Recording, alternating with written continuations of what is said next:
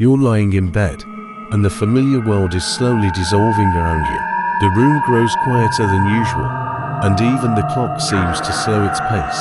I will tell you a story that comes only at night, when sleep has not yet caught up, but darkness has already shrouded everything. They say that in the old house on the edge of the village, someone whispers every night. The house has stood empty for decades, yet its windows are never completely dark. Sometimes a faint light is reflected in them, as if a candle is burning inside. No one dares to approach, for those who tried returned with eyes full of horror and never spoke again of what they saw. I will tell you about the person who decided to anyway. He was sure that fear was just a trick of the imagination. That night, he entered the house, and his footsteps echoed hollowly through the empty hallways. The floorboards creaked as if complaining about the foreign presence. The air hung with the smell of dampness and something long forgotten. He climbed the stairs, and each step grew heavier.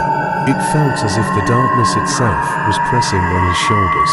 On the second floor, he noticed a door, slightly ajar.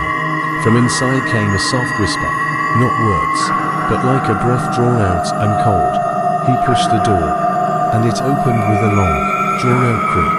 The room was empty, but in the corner stood a mirror, old, covered in cracks.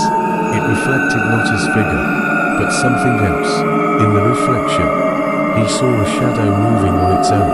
It raised its head and looked right at him. Its eyes were empty, like bottomless wells. He wanted to step back, but his legs wouldn't obey. The whisper grew louder, turning into words. You came too late. At that moment, the mirror shuddered, and the shadow stepped out. It was taller than him, and its movements were unnaturally smooth, like water pouring from a vessel. The man screamed, but the sound drowned in the thick silence. No one heard him. No one came. The house swallowed him, as it had all who dared to enter. Since then, the mirror has stood there still, and everyone who passes by the house feels a gaze, as if someone is watching from within. They say that if you linger by the window too long, you can see the face of the one who disappeared. It watches, silent, and waits. And now, close your eyes.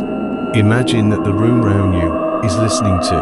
Imagine that the darkness behind the door is not emptiness, but breath. And if you suddenly hear a whisper, don't be quick to open your eyes. For sometimes stories don't end where we think they do. Sometimes they continue nearby, in the darkness, right before sleep.